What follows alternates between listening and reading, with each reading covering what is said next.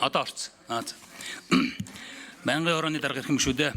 Монгол Улсын засгийн газраас 2026 оны 6 сарын 4-ний өдөр өргөн мэдүүлсэн бизнесийн эрхчлөөний тухай хуулийн төсөл болон хамт өргөн мэдүүлсэн хуулийн төслүүдийн хэлцэх хэсэг асуудлыг 2026 оны 6 сарын 11-ний өдрийн улсын хурлын чуулганы нэгдсэн хуралдаанаар хэлэлцээд анхны хэлэлцүүлэг бэлтгүүлэхээр эдийн засгийн байнгын орон шилжүүлсэн. Мөн улсын хурлын гишүүн цогтгөрл жаргалан очирбат нарын гишүүд 2026 оны 6 сарын 5-ны өдөр өргөн мэдүүлсэн эдийн засгийн эрхчлөөний тухай хуулийн төсөл болон хамт өргөн мэдүүлсэн хуулийн төслүүдийн хэлэлцэх хэсэг асуудлыг 6 сарын 18-ны өдрийн улсын хурлын чуулганы нэгдсэн хуралдаанаар хэлэлцээд анхны хэлэлцүүлэг бэлтгүүлэхээр эдийн засгийн байнгын орон шилжүүлсэн.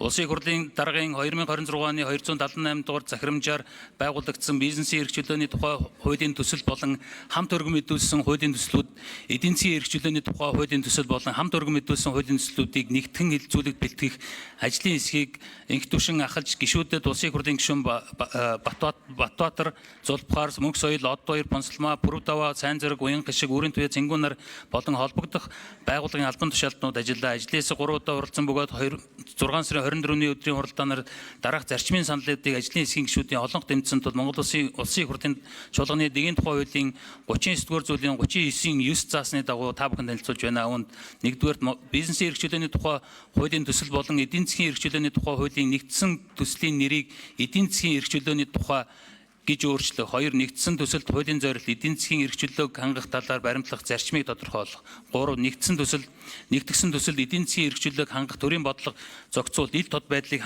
хангах хянах төрийн байгууллага албан тушаалтан бизнесийн үйл ажиллагаанд хийх төрийн зохицуултыг боловсруулахдаа бизнес эрхлэгчдэд үзүүлэх ачаал шударга өрсөлдөөний хязгаарлалт хөрөнгө оруулалтын орчинд үзүүлэх нөлөөллийг үнэлж бизнес эрхлэгч мэргэжлийн холбоод иргэний нийгмийн байгууллага олон нийтийн оролцоог хангах. 5 төрийн байгууллага албан тушаалтны хууль бус шийдвэр үйл ажиллагаа үйлдэл эсвэл түүгээс бизнес эрхлэгчдэд учирсан хохирлыг төр хууль заасны дагуу нөхөн төлөх хуулийг зөрчсөн төрийн байгууллага албан тушаалтан хүн хуулийн этгээдэд холбогдох хууль тогтоомжийн дагуу хариуцлага хүлээлгэх зэрэг саналыг гаргасан болно.